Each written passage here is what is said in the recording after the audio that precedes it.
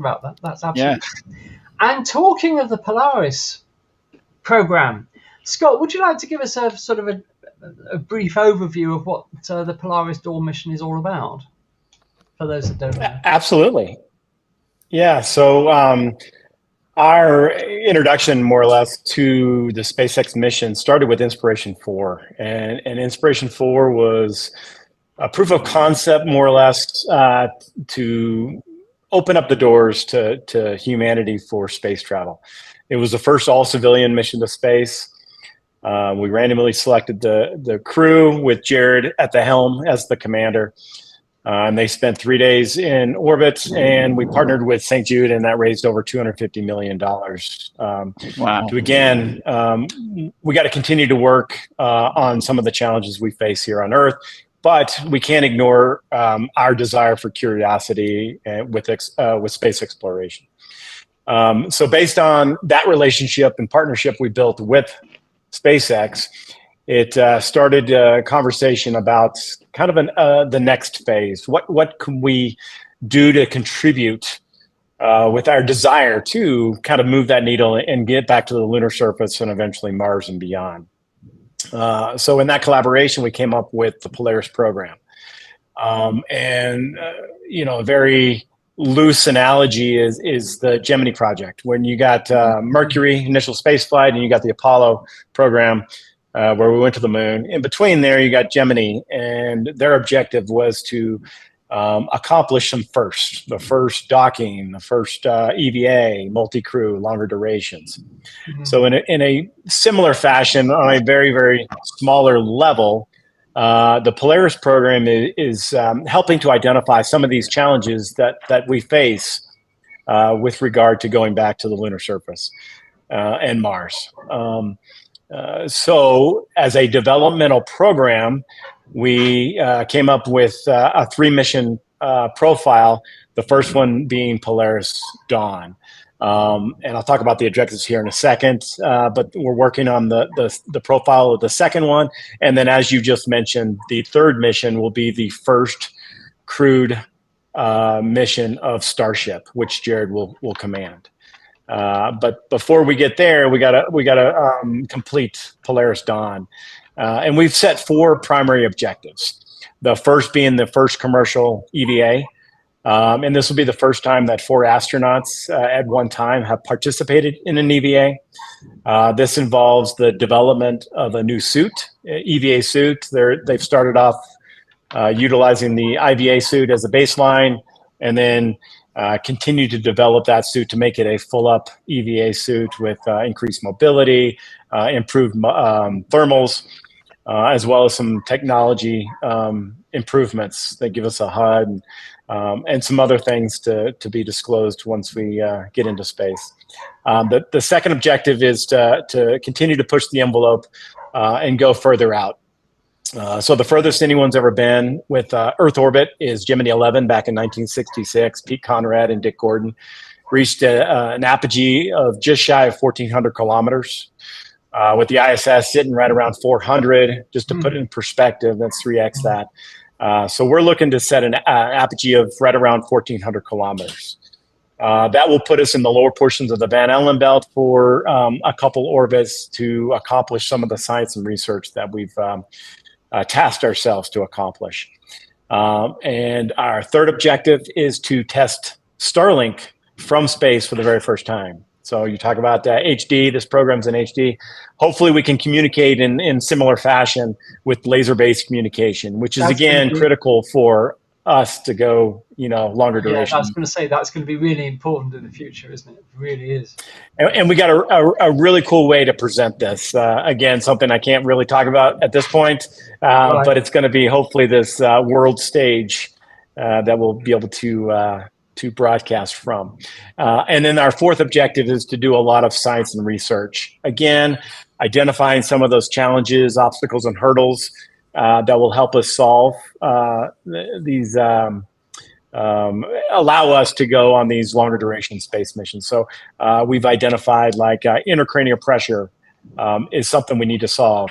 That pressure within the cerebral fluid that causes some vision acuity issues, sometimes blindness. We got to figure out more. So we've got a handful, half dozen different experiments that will address that. Ultrasound. Obviously, there's big concerns with the longer you stay up there, 8 to 9 months to get to Mars. Any medical triage that you got to accomplish, we need to figure out some of those challenges. So that's, again, our focus for this particular mission.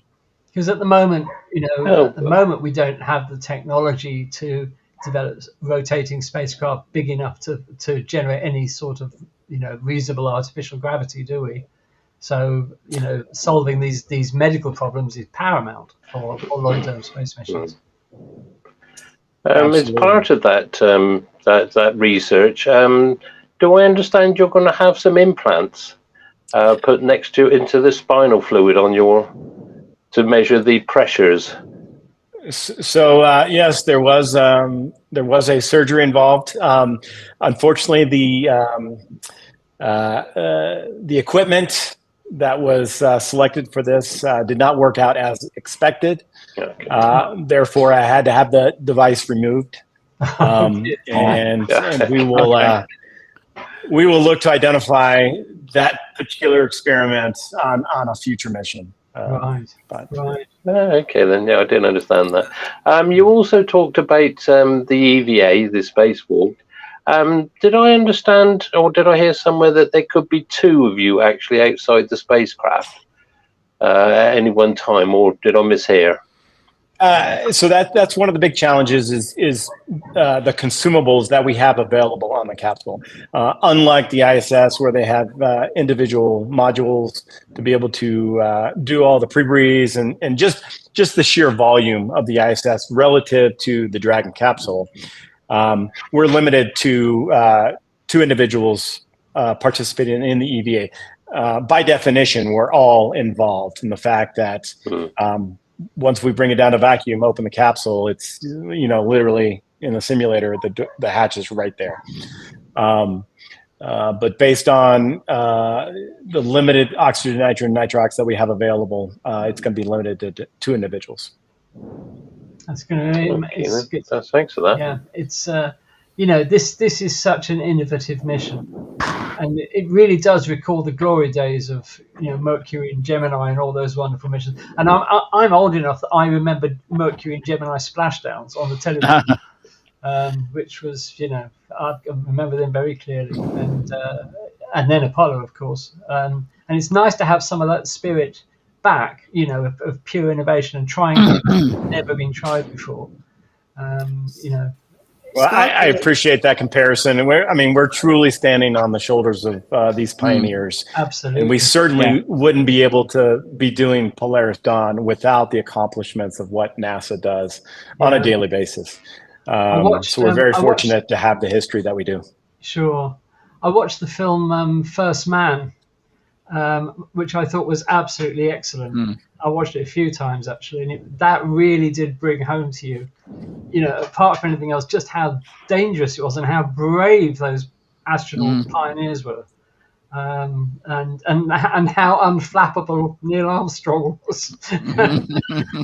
He was, a rare breed, really, the right stuff. He was absolutely amazing. Hey, Scott, so as a pilot, you would be studying through the radiation belts, Van Allen belts?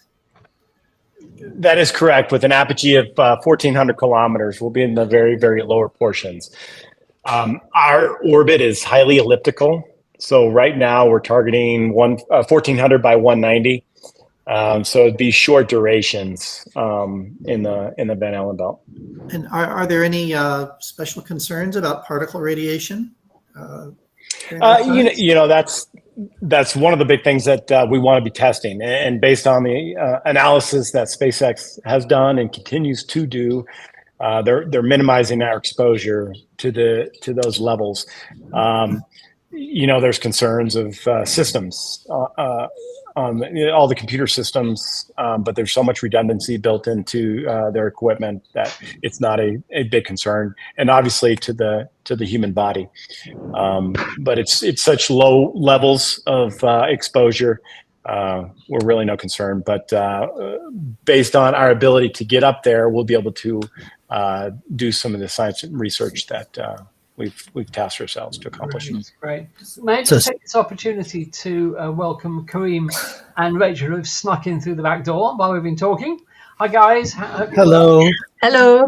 Kareem, would you like to introduce yourself? And because I think one of your students had a couple of questions for Scott. He does, but I might go first because we're talking about Van Allen radiation belts. Scott's actually, I guess you're a neighbor if you go back forth to New Hampshire still a bit. I'm in Montreal, so I'm just up the road from you. Oh, very nice. I'm an educator here at one of the Cégeps, so it's kind of the cross between the last year of high school, first year of university. So my students are astronomy students who have a passion for or an interest in the night sky. So one of them he's been following a lot of what Polaris Dawn has been planning and a lot of what the private ventures are and the raising of money for the cancer research. And so he sent a couple of questions. But before I jump into those, I'm wondering with the Van Allen radiation belt passes, what type of instrumentation do you have with you to investigate the magnetism of the particles, the abundance of different solar and cosmic radiation? That's a great question. We continue to do all our science and research preparation. So we haven't got to the devices that we're actually going to utilize. But I know we've partnered with PPNL laboratory up in Seattle, Portland area, I believe up in the Northwest, that are experts, obviously, in radiation. And they have provided us with certain devices to measure those levels.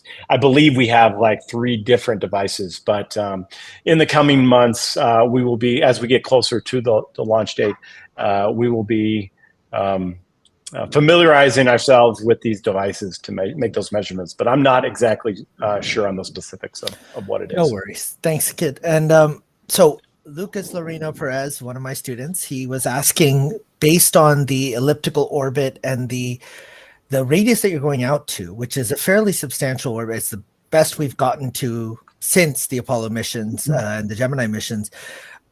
Has any specific precaution been taken for the aircraft design to deal with the friction on reentry? Because you'll be going at a higher velocity for reentry than we're used to for these types of crafts.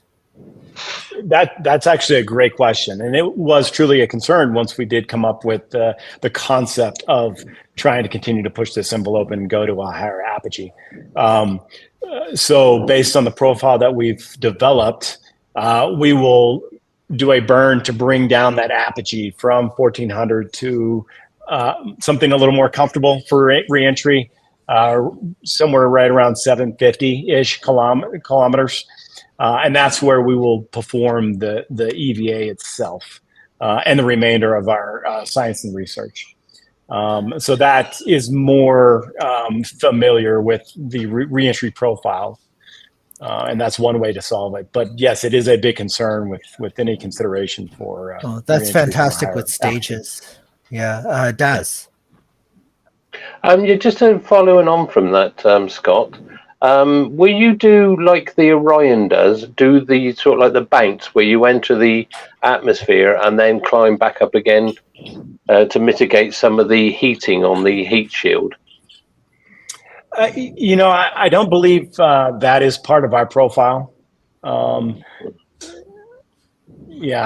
I can't address any more of the specifics. I'm not sure how much I can disclose other than the actual apogee and perigee. So you just got to come in screaming. By the way, checklist, put out the arms, try to slow down as much as possible. Throw out the anchor. I don't want to go to any more questions till Rachel gets a chance to say hi. By the way, Kareem, your volume is very low. I'll change that again like last time. Give me a moment. Yeah, okay. It's just that when you said the name of your student who asked the question, we lost your volume. So perhaps you might like to restate the name of your student who asked that question. Lucas Loreno Perez. Thank you. Yeah. So we can just refer to him as Lucas. He's fantastic. He's an avid amateur astronomer, already taken out telescopes a few times. So, if I may, I'm so impressed with this generation. We just got back from Embry-Riddle Aeronautical University. We visited their space lab last weekend, and they're building a camera that we're going to utilize for the EVA itself. And the things that they are working on, I could have never dreamed to be involved with back in our day in the university. So I'm quite impressed with this generation, and we have so much to look forward to. Definitely. Excellent. Well, viewers, if you have any more questions for Scott, please do put them in the chat. Now's your chance. And it's lovely to have you with us, Kareem and Rachel. Rachel, how's Isaac? He's a little noisy. That's why I keep muting it next door. But he is watching. He's watching next door with his dad. Oh, fantastic. Lovely photographs of him recently, Rachel. Jack Martin asked an interesting question in the chat, following up on the biosensors discussion earlier. Are there any concerns about a stroke? About what would happen if something like that occurred while you were on a 5-day mission?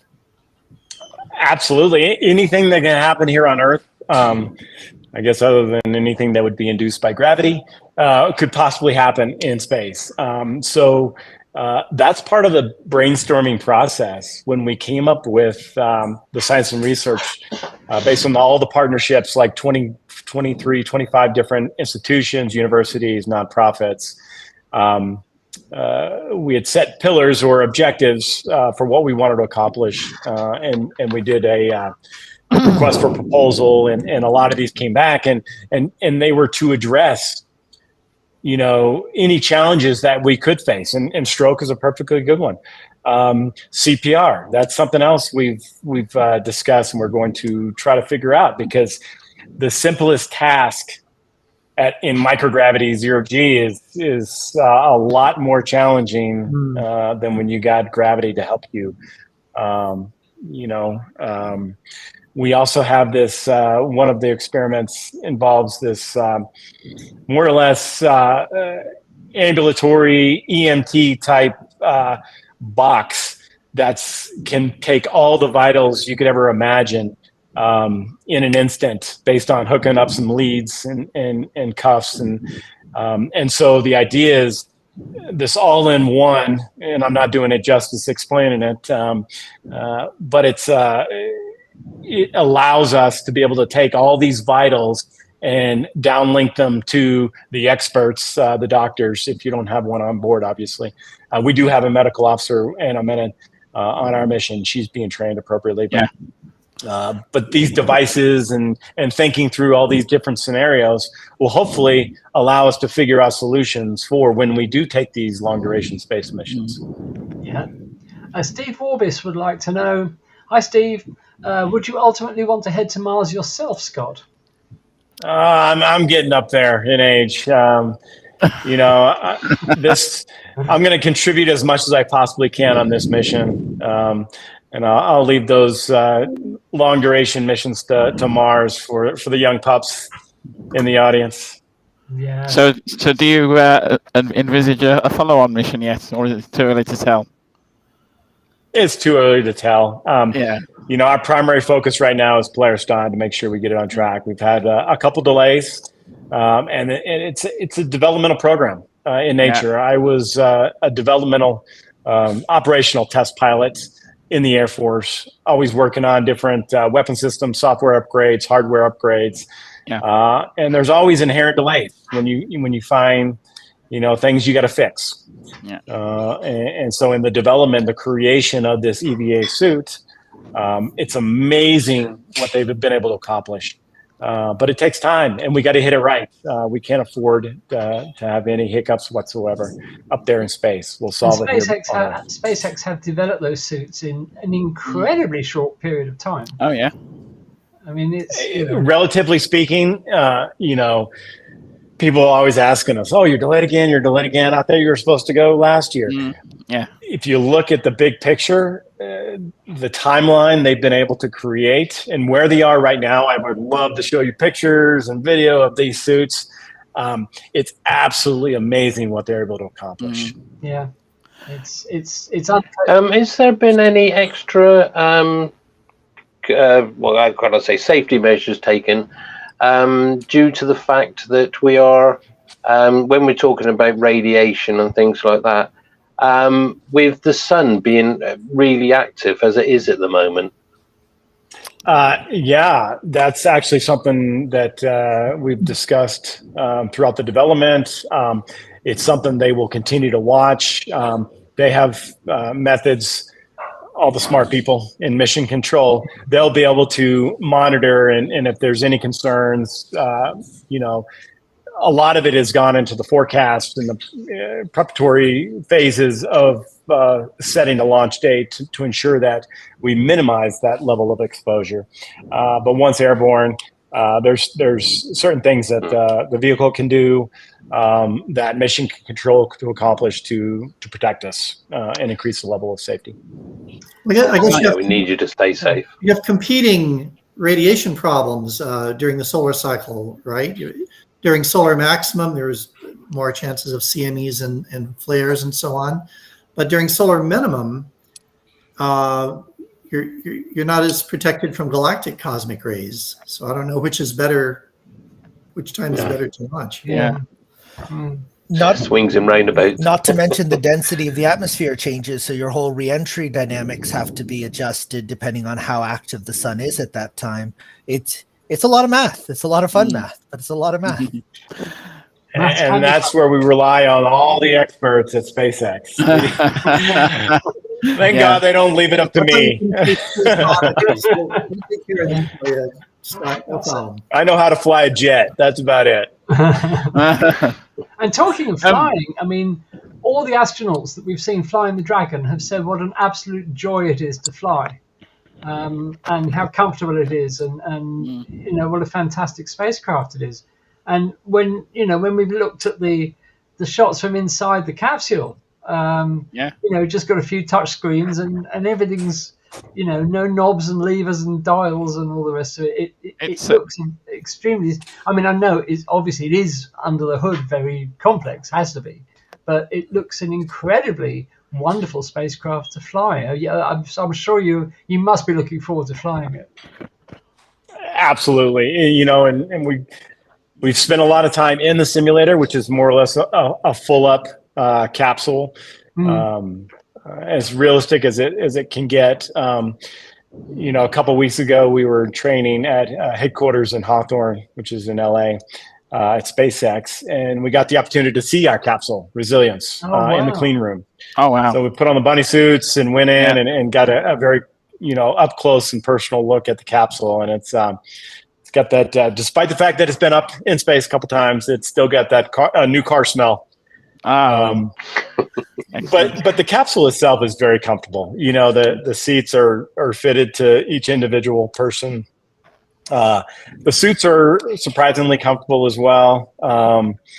It's roomier than you would think, and very Gucci avionics. The computer systems. There's 3 screens, and Jared and I get to fight over those screens. He always wins, though, for some reason. Yeah. He's quicker than I am. Money talks. Yeah, absolutely. Yeah. Talking to the size of me, I mean, it's I can't begin to imagine what it must be like for you as an experience. Because, for example, I might wake up one morning and think, right, what have I got to do today? Oh yeah, I've got to wander down to the shop to buy some coffee. You're going to wake up one morning and say, right, today I'm going to go into space. I mean, it's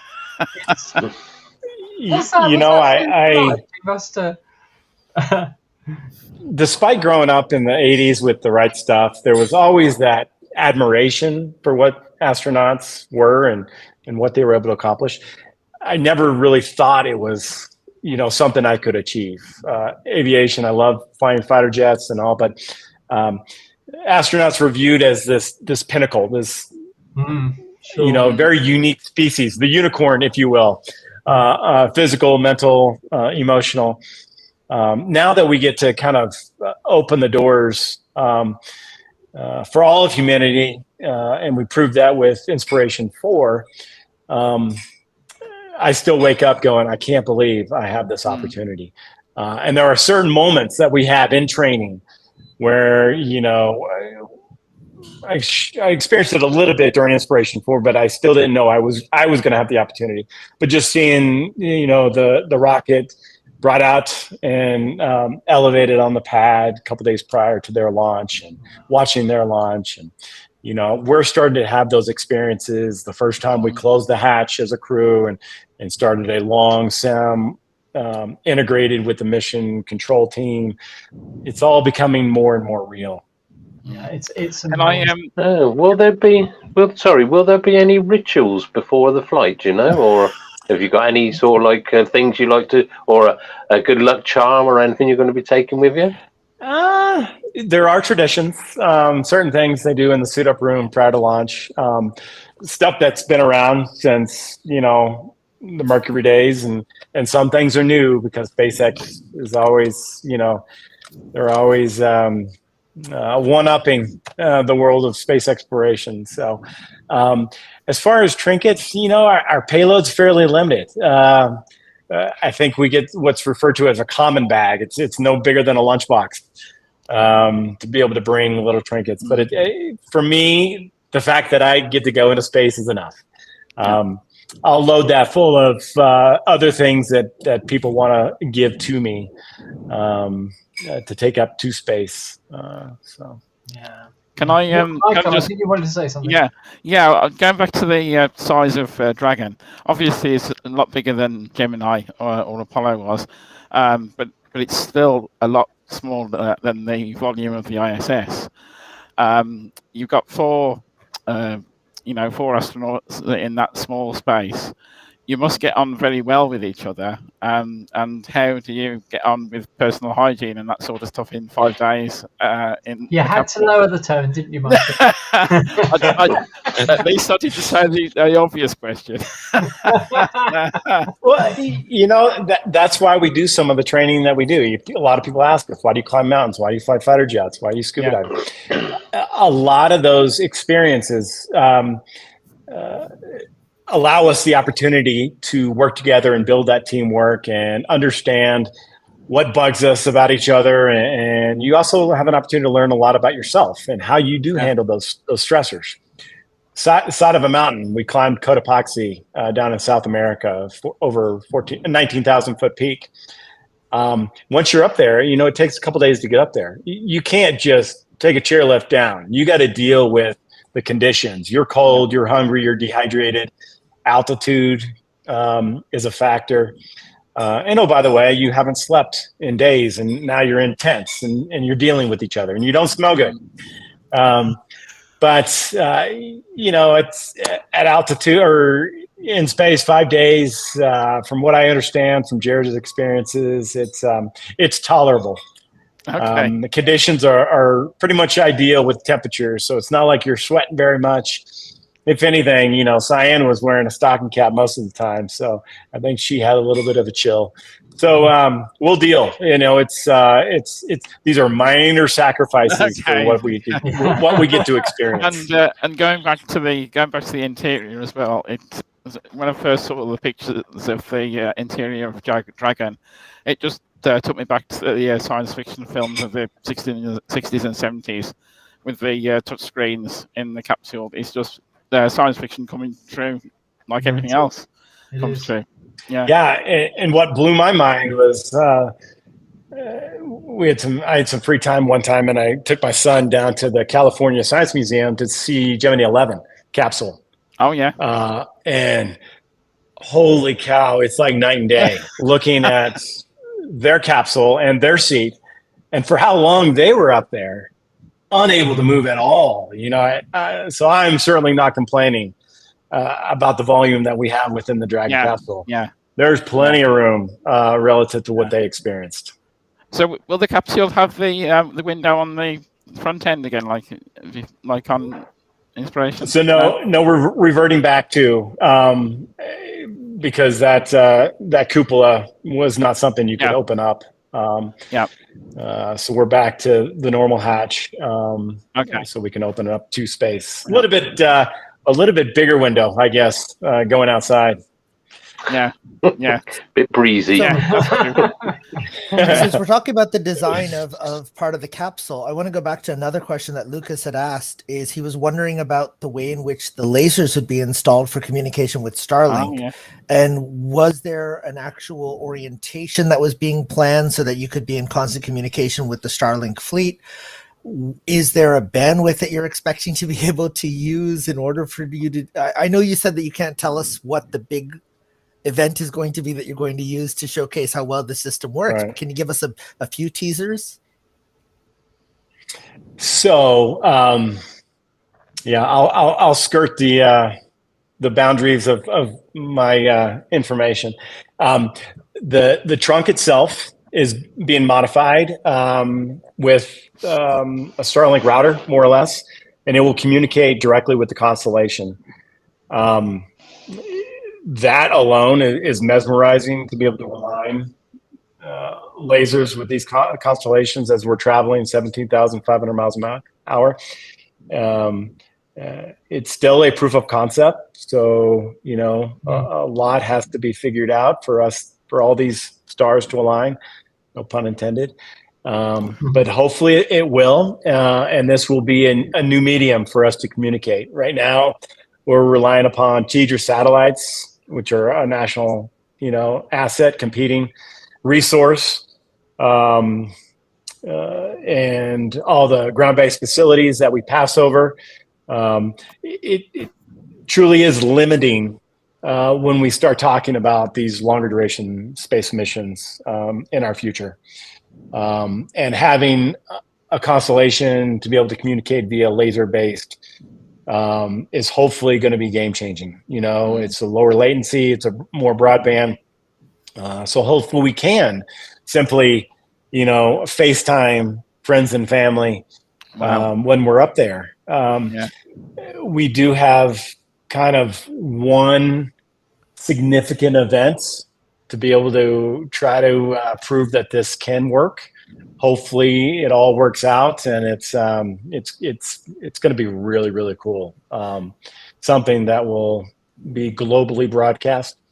But if that works, then the floodgates open. I'm going to jump on my phone, if they let me, and start communicating as much as we possibly can. There's also other nonprofit organizations that we're going to reach down to and talk to throughout as broadcast type events. So we can put you down as a guest from space the Monday. Absolutely. Well, Scott, I will refer you to the SpaceX communication team to align. Cool. That would be cool. Scott, we'll just go direct to Elon. He's a buddy. You were saying about the laser technology. That reminded me that the Psyche mission, which is going out to 16 Psyche, that's going to be testing a laser system for communications and passing data.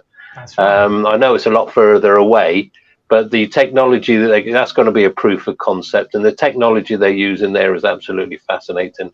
So I hope everything works out well. So definitely. Yeah. Well, I'm almost wondering if down the road, can we foresee Starlink being used as part of the Deep Sky Network, and the new generation of probes would be able to communicate more easily with our stations here on Earth?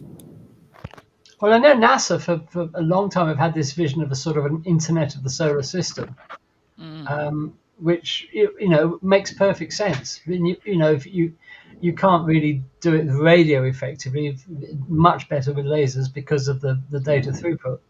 And we've got some brilliant times ahead of us, I think, over the next few years. It's going to be stunning. And Scott, could you give us any idea of when the launch is going to be, or was that sort of under wraps? That is a great question. Maybe you should ask Elon. No, I kid. It was currently scheduled for the end, fourth quarter of 23. As any developmental program, I would not be surprised if it slips into early 24. That's the nature of the beast. But yes. But we want to get it right. We got to make sure we're fully vetted everything. Well, Elon's favorite term is 6 to 8 weeks, isn't it? Yeah, that's right. Elon time. Elon time. You see, the thing is, Scott, that we would like to plan our coverage of live launches. So, if you could just tell them that Space Oddities would like to know as soon as possible, so that we can start planning. Absolutely. And if you can make it a reasonable time. If you can make it a reasonable time in the UK, that'd be brilliant. Not in the middle of the night. No. So, thankfully, we have a little more flexibility than any type of ISS mission, with like Crew 7, Crew 8. Sure. There's not an instantaneous window. This is a fairly hefty window. So right, okay. Yeah, because you're talking about the window there. Again, going back to the Psyche mission, that is down to a second. Oh wow.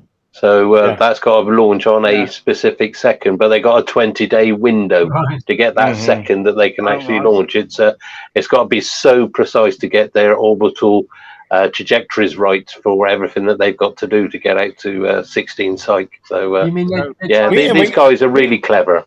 We got to choose the time of day that's perfect for the lighting, right, Roger? To have those awesome pictures. Yeah. And did you attend the launch of Crew 7, Scott? I did not. No. Okay. Too early in the morning for me. Okay. Yeah. Okay. All right then, guys. Well, listen, I think we grilled Scott enough for this evening. Scott, you're welcome to stay for the rest of the show. We've got probably about half an hour left. You're welcome to stay, but we would like to thank you so much for being here. So thank you so much. The very best of luck with the mission. And can I just say, from my generation, Daz's generation, Roger, Michael, we're children of Apollo, and thank you so much for keeping that spirit alive, the true spirit of exploration.